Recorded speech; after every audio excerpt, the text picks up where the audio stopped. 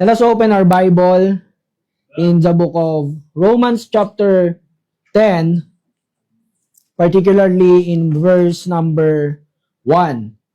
Romans chapter 10, verse number 1. And if you dare, say aloud, Amen. Amen. Amen. Amen. Romans chapter 10. Lamang po.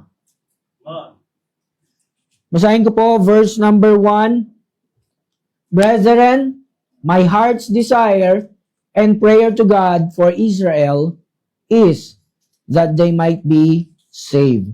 Shall we pray? Ama namin sa langit, mapagpala at makapangyarihan sa lahat. Maraming salamat po sa gabing ito na kami ay nakakapagtipon sa oras na ito para sambahin ka sa Espiritu at katotohanan. Salamat, Panginoon, sa aming mga bisita na bumabalik regularly at sa mga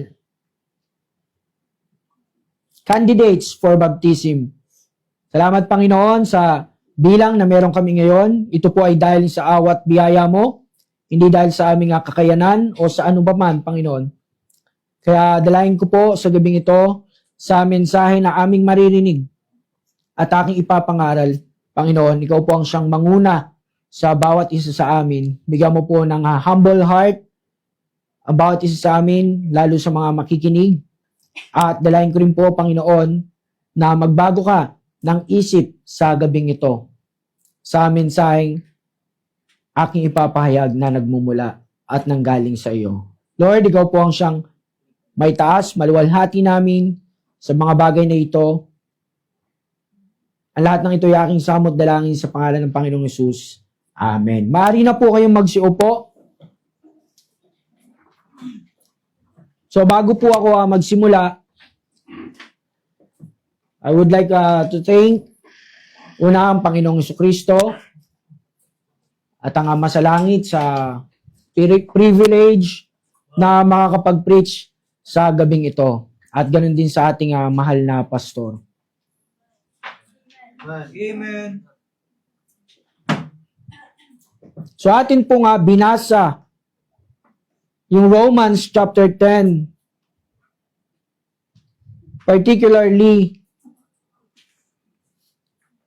in verse number 1.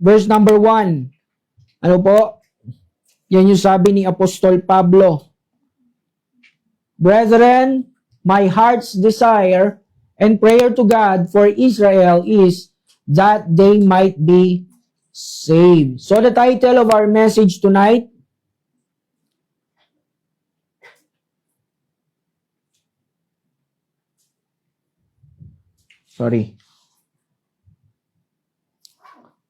So ang title po ng mensahe natin ngayong gabi, do you have a desire for your loved ones to be saved? Do you have a desire for your loved ones to be saved?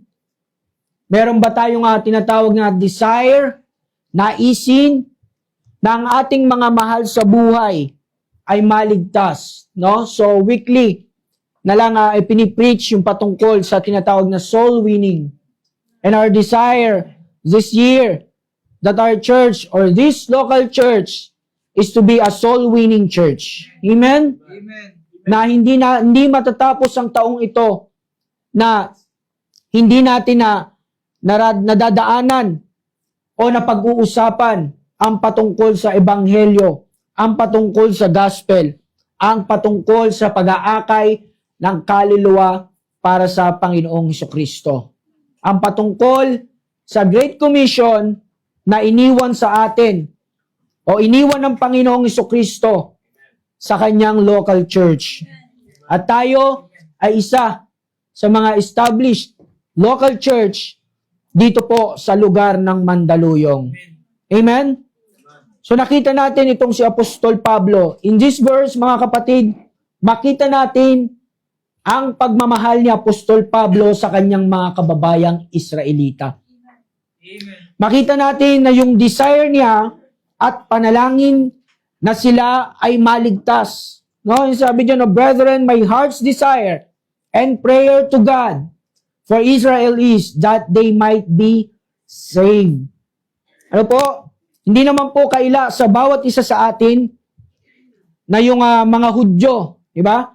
Yung mga Jew o Jewish people ay di naniniwalang dumating na ang Panginoong Jesucristo, na dumating na ang Messiah, ang tagapagligtas, the only one, o yung tinatawag na the anointed one, the Lord Jesus Christ. 1,000 years ago, until now, mangilan-ngilan lang ang kumikilala sa Lord Jesus Christ as their Lord and Savior.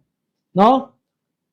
Matitigas ang kanilang mga puso at masyado nilang binabrag ang privilege na sila ay God's chosen nation. No, yan ang kanilang binabrag. Yan ang kanilang pinagmamalaki sa lahat. Ano po? Na they are a chosen nation. Piniling bayan ng Diyos. Totoo naman, biblically, yung bagay na yon. But they reject the gospel. Mga minamahal, ayaw nila kay Jesus Christ at hindi nila kinikilala ang New Testament bilang part ng scriptures o bilang part ng Bible. Yan po ang mga klase ng tao na gustong maligtas ni Apostol Pablo. He kneeled them to his prayers. He always shared the gospel to them at any cost.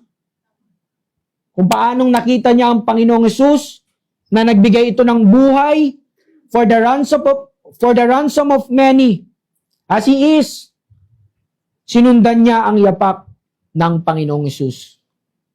Amen? Amen. Ganon din po tayo sa ating panahon, mga minamahal. Kailangan din nating sundan yung yapak ng Panginoong Jesucristo. Ano po? Ganito po, mga minamahal, ang puso ng isang soul winner. Mapanalanginin sa kaluluwa ng iba at mahal ang mga kapwa niya.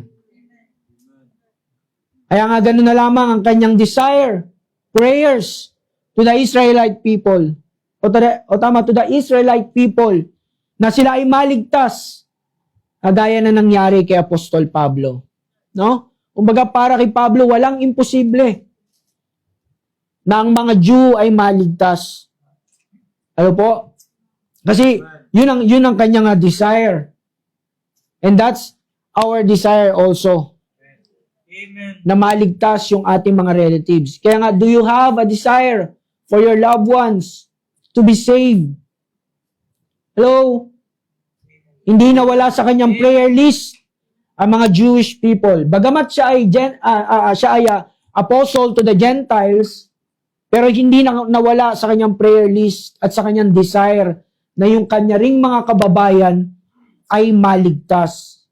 His compassion is very deep to his countrymen that anytime they will perish. Yung task na binigay ng Lord Jesus kay Paul ay hindi madali. Hindi masarap na pakiramdam. No? Kasi maraming nangyari sa kanya. Kung mababasa natin yung Book of Acts, o yung, yung mga letter ni Apostol Pablo, andun yun. Yung mga nangyari sa kanya. No? At hindi kakayanin yun ng isang tao na walang puso sa kaluluwa. Pagdating sa gospel. Ano po? Hindi kakayanin yun ng taong walang compassion sa mga taong di paligtas. Sa mga taong ang pakialam lang nila ay ang kanilang sarili. Bagamat si Apostol Pablo ay hinirang na mangaral para sa mga Gentile people, hindi niya pa rin kinalimutan ang kanyang mga kalahi. No? Gaya nga sinasabi ng Bible na tayo ay mag-share ng gospel mula sa Jerusalem, Judea, Samaria, unto the uttermost part of the earth. Pero unahin natin yung tinatawag na Jerusalem. Where is our Jerusalem? Yung ating tahanan. Doon po sa ating bahay. Amen. No? Kung kayo po ay binging-bingi na every Sunday na sinasabi sa atin na sharean mo yung kamag-anak mo. Sharean natin yung kamag-anak natin. No? So, paanong paraan? Number one, siyempre, tayo ay magkaroon ng desire para sa ating mga loved ones. no? Kung paanong sa iba, meron tayong desire, meron tayong sipag na ma-witnessan sila. Ano po, number 1, regardless of how they respond, proclaim the fact of eternal punishment. Regardless of how they respond, proclaim the fact of eternal punishment. Regardless, kahit anong sabihin nila, kahit ano yung magiging response ng mga kamag-anak mo, kahit ano yung magiging response ng mga kamag-anak natin, yung mga kasama natin sa bahay, no? Sabi dito, proclaim the fact of eternal punishment. There is a fact, mga minamahal, na kung saan merong eternal punishment, merong pupuntahan ng taong makasalanan na hindi paligtas. Amen? Amen. We should warn them about the place that they are going to be spent for eternity. Warningan natin sila. Bigyan natin sila ng warning pagdating sa bagay na yon. We love our parents, relatives, family, and friends. Amen? Ang makasama sila sa anumang gatherings ay isang masayang sandali o isang masayang oras. Andyan yung tinatawag na magkukwentuhan kayo, magtatawanan kayo, di ba? Mag-share kayo sa bawat isa sa tinatawag na mga masayang alaala ng nakaraan at sa pangkasalukuyan. No? At the same time, kakain kayo. Ano po? By doing that, na-express mo ang pagmamahal mo sa kanila. Pero wala nang mas gaganda pa na sabihin sa kanila na may kapahamakan silang pupuntahan kapag di sila naligtas. Na sila ay pupunta sa walang hanggang kaparusahan sa impyerno ng pagdurusa. Ano po? Isang kapahamakan na walang katapusan. Isang lugar na kapag nakapasok ka, ay wala nang labasan. No, yan yung lagi natin sinasabi sa soul winning. Eh. Merong malaking entrance ang impyerno, pero walang exit. No? Wala nang labasan doon. Kahit gustuhin mo pang lumabas, kung hindi ka ligtas, hindi ka na makakalabas sa lugar na yon. Hell is real, mga minamahal. Yan po ang sabi ng Mark 9:44, 46, and 48. 3 beses po itong binanggit. Pero makikita nyo po ito sa version ng Ang Biblia, 1905. Tinanggal po itong mga verse na ito. No? At ito yung ginagamit ng ibang sekta na hindi naniniwala sa impyerno. Sa impyerno. Kinda Kinda konyo. So, ang sabi ng Mark 9:44, ang sabi ng Mark 9, kapit. Amen. Sabi ng Mark 9:44, huwag nyo na lang pong pansinin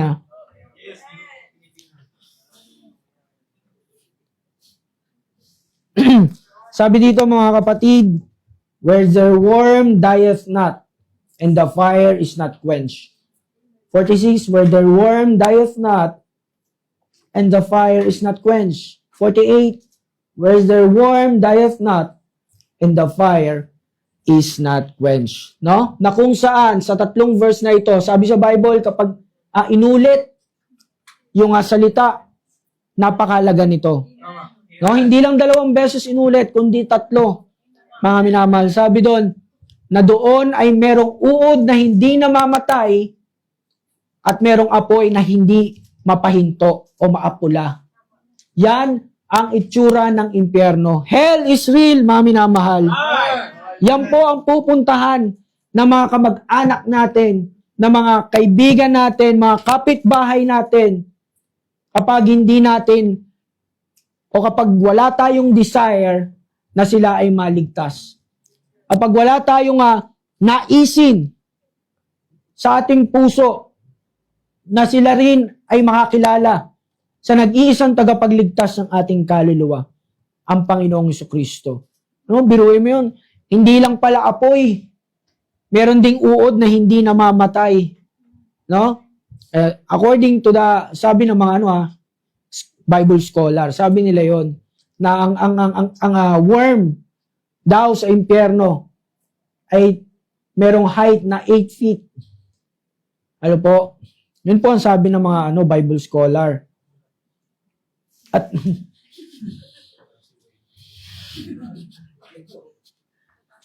laki nun, Ibo. Imagine that. Imaginein mo yun. Napakalaking uod na hindi namamatay. At merong apoy. Diba? Yung apoy nga lang, ang hirap na eh. Tapos uuurin ka pa. Tapos imagine ganun kalaki. Ay nako. Nahirap po yung bagay na yun. Hell is real. Yan po ang dapat nating sabihin sa kanila. I-proclaim sa ating mga kamag-anak. No? Yan po ang dapat nilang malaman at lubos na maunawaan. Two things lamang po ang labanan dito. Matatakot tayong bigyan sila ng babala o mas matatakot kang danasin nila ang impyerno. Dalawa lang yun, mga minamahal eh. Di ba? Matatakot ka bang sharean sila ng gospel? Matatakot ba tayong bigyan sila ng warning? No, to warn them na sila ay merong eternal punishment na pupuntahan o mas matatakot tayo na danasin nila ang impyerno ng pagdurusa. Kung yung pangalawang takot sa sinabi ko ang napili mo, ibig sabihin yan, sharean mo na sila ng gospel. Amen? Ibig sabihin yan, ibabahagi na natin ang ebanghelyo sa kanila. Hindi na tayo matatakot. Ano po? Why?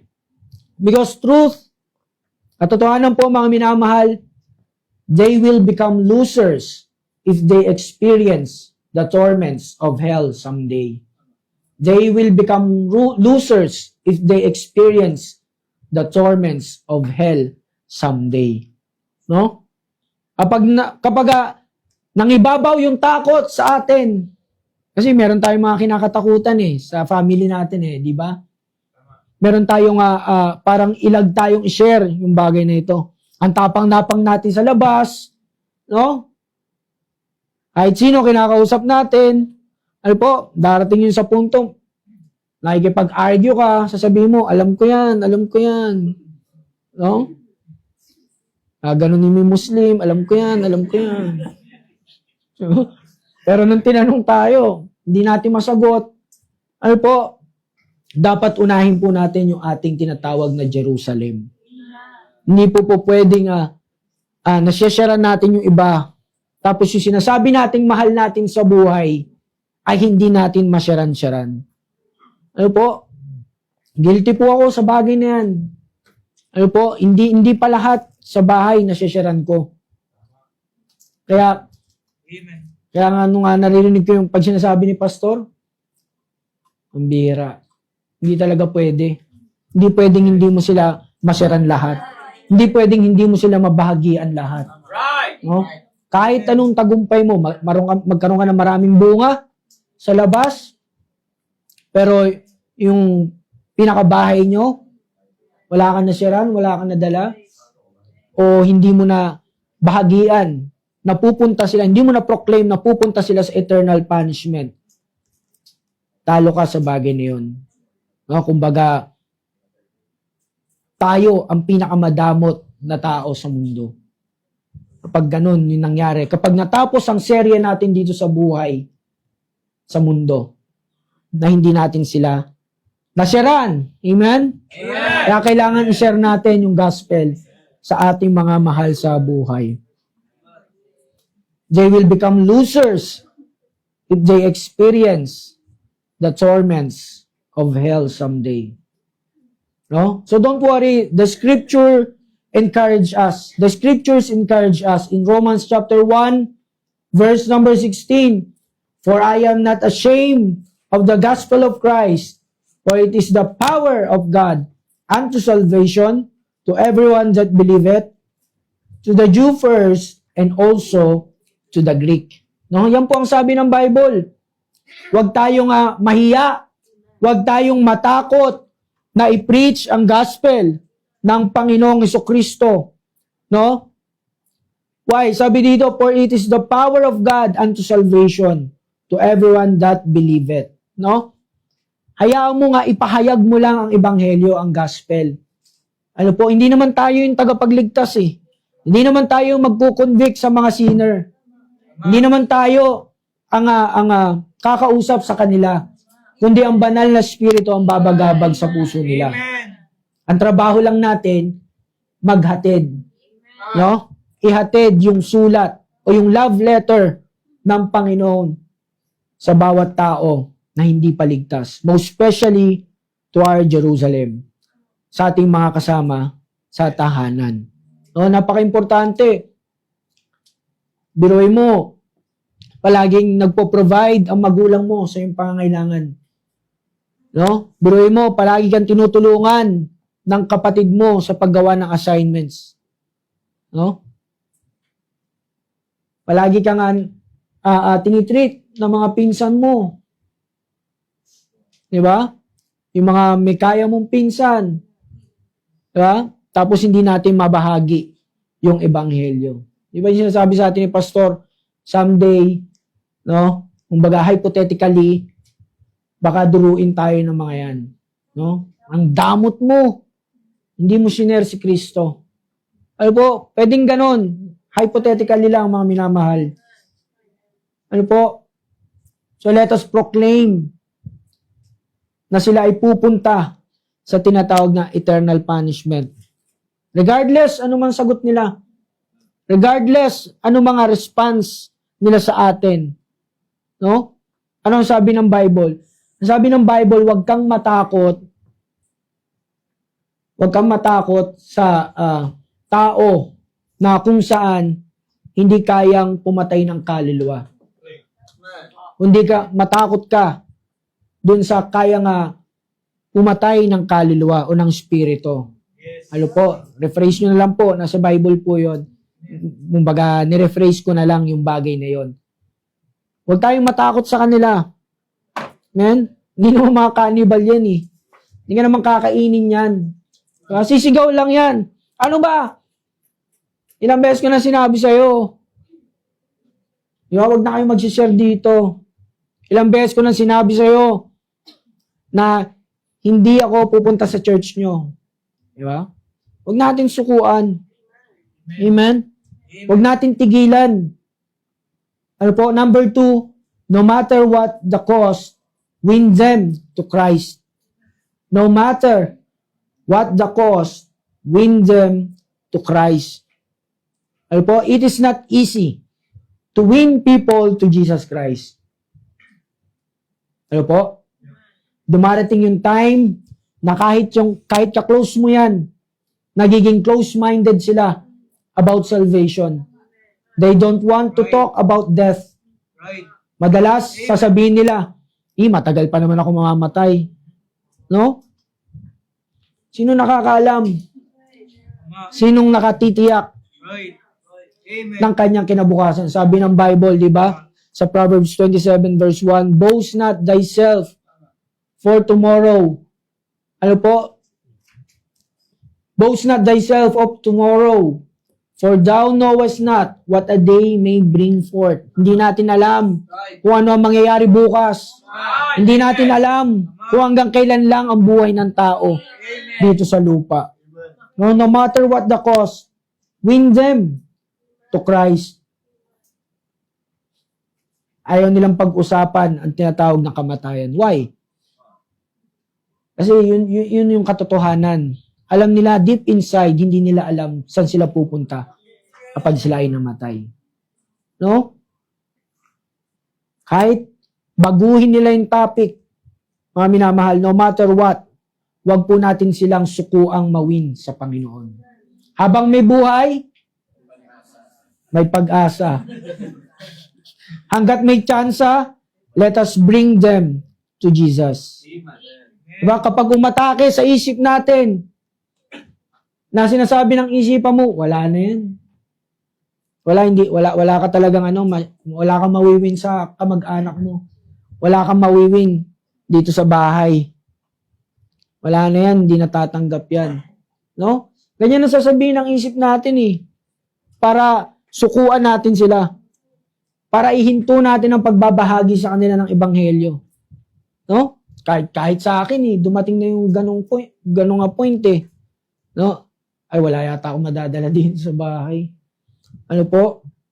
Pero yun ang sabi ng kaaway. No?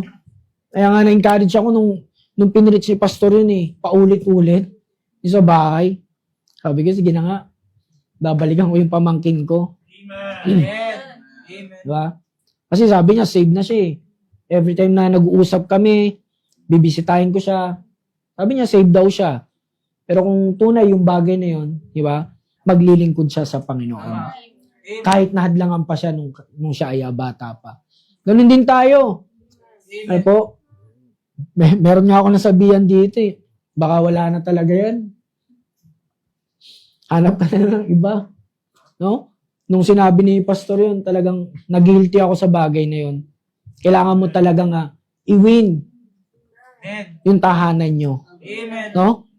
So sana sabihan ko noon, balikan mo yung balikan mo yung tatay mo.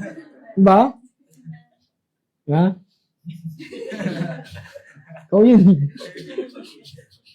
Diba? Regardless, anumang kanilang sabihin, anumang kanilang paniniwala, opinion, sasabihin, no?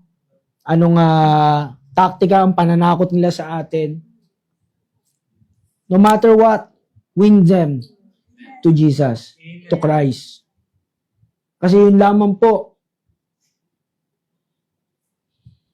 ang bagay na magpapagaan ng loob natin kapag na-share mo na yung gospel. Pero pag dumating talaga sa punto na ayaw nila, di ba? Hanggat buhay sila, share natin. Amen. Pag wala na talaga, di ba? Natapos na yung serye ng buhay nila dito sa lupa. Wala na tayong magagawa. Yun na ang kanilang final choice. Ano po? Yun na ang kanilang pinili na destinasyon, mga minamahal. Ang encouragement nga ni Apostol Pablo sa 1 Corinthians chapter 9, verse number 19 to 22. Ang sabi dyan, "For though I be free from all men, yet have I made myself servant unto all, that I might gain the more. And unto the Jews I became a Jew, that I might gain the Jews. To them that are under the law." 1 Corinthians chapter 9, verse 19 to 22. "To them that are without law, as without law, being not without law to God, but under the law to Christ, that I might gain them that are without law." Last verse, 22, "To the weak became I as weak, that I might gain the weak. I am made all things to all men, that I might by all means save some." No, by all means, mga minamahal, save some. By all means, let us win them to the Lord Jesus Christ. Ano po? Sabi ni Pablo, kumbaga, yung sinabi niya sa Romans na kahit saan mo ako ilagay, di ba?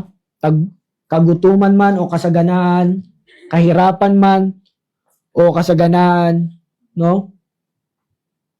Kumbaga, siya ay flexible. Ano po? Ganun din tayo mga minamahal. Maging flexible tayo pagdating sa ating family. Pagdating sa loob ng ating tahanan. Kailangan lang natin yung pagpapakumbaba. Amen? Amen. Kailangan lang natin na babaan yung sarili natin sa tuwing kaharap natin sila. Why? Kasi ang taong makasalanan ay ma-pride. Lalo kapag hindi pa yan ligtas. Tama. Lalo kapag wala pa siyang Kristo Right. Amen. na nakikilala. Lalo kapag di pa siya nagsisisi sa kanyang mga kasalanan sa harapan ng Diyos at sumampalataya kay Jesus bilang tagapagligtas ng kanyang kaluluwa. No, by all means, ano man ang mangyari, ano man ang kanilang sabihin, ipahiyaman nila tayo, no? Darating kasi yung time na ganun, mga minamahal. Lalo sa mga bago, sa mga bagong ligtas, darating yung time na yon. I-challenge nila tayo. No? May kaluluwa ba, ipis? Sa-challenge nila tayo ng maraming challenges. Ano po? Pero regardless sa kanilang mga sagot, let us pray for them. Just like Apostle Paul, brethren, my heart's desire and prayer to God for Israel is that they might be saved. Kaya kapag wala pa tayong desire na maligtas ang tatay natin, ang nanay natin, mga kapatid natin, dapat ngayon magkaroon na tayo ng desire. Mga pinsan natin, kapitbahay natin. Lahat ba ng kapitbahay natin, nasyara na natin? Lahat ba na nakakasalubong natin sa daan? Nakatanguan natin, kabatian natin, nasyara na ba natin? Kung hindi pa, ano po, huwag tayong matakot sa bagay na yan. Why? Because someday, mananagot po tayo sa kanilang mga kaluluwa. Right. In Ezekiel chapter 3, verse number 18, ang sabi po na, ano po ang sabi ng Bible? When I say unto the wicked, thou shalt surely die, and thou givest him not warning, nor speakest to warn the wicked from his wicked way, to save his life, the same wicked man shall die in his iniquity, but his blood will I require at thine hand. No? I-require ng Panginoon yung kanilang dugo, yung kanilang kaluluwa. Ano po? Na sila ay nagtungo ng impyerno. Bakit di mo nasyaran to? Diba? Alam mo yung alam mo mag-share, bakit di mo binahagi? Yung bugtong kong anak. Ano po? Kaya yung desire na masyaran sila, mawin sila, ay gawin natin. Regardless sa kanilang mga respond, sabihin natin, merong eternal punishment. Maniwala man sila o hindi, sabihin natin, merong eternal damnation. Merong kaparusahan sa impyerno ng pagdurusa ng walang hanggan. No matter what, iwin natin sila sa Panginoon. No? Amen. As I close this message, sa ating pong conclusion, mga minamahal, when our desire to see our loved ones save lessons, the likelihood of sharing the gospel with them decreases. Ano po? Kapag yung ating desire, no, sa ating mga loved ones ay nawawala, mga minamahal, the likelihood of sharing the gospel with them decreases. So while our fire is still burning strong, do not let the light of the gospel dim for the sake of their salvation. Habang mainit ka pa, habang nandiyan pa yung mensahe na narinig natin, habang nasa puso pa natin yan, huwag nating hayaan na madagit ito ng kaaway. Huwag nating patagalin. Yun yung ibig sabihin ng ating pastor, na i-apply yung ating napakinggan. Hayo tayo mula sa ating tahanan, sa bahay natin, kapitbahay, and to the uttermost part of the earth. Huwag nating sabihin na, ay baka tinatawag ako sa ibang bansa. Yung tahanan natin, hindi pa natin nasyesyaran. Di ba? Paano yan Palayo ng palayo. Ano po? So when our desire to see our loved ones save lessens, the likelihood of sharing the gospel with them decreases. So while our fire is still burning strong, do not let the light of the gospel dim for the sake of their salvation. Huwag nating itago yung liwanag, no? Na pinapadala sa atin ng Panginoong Jesucristo. Yun lamang po at marami pong salamat.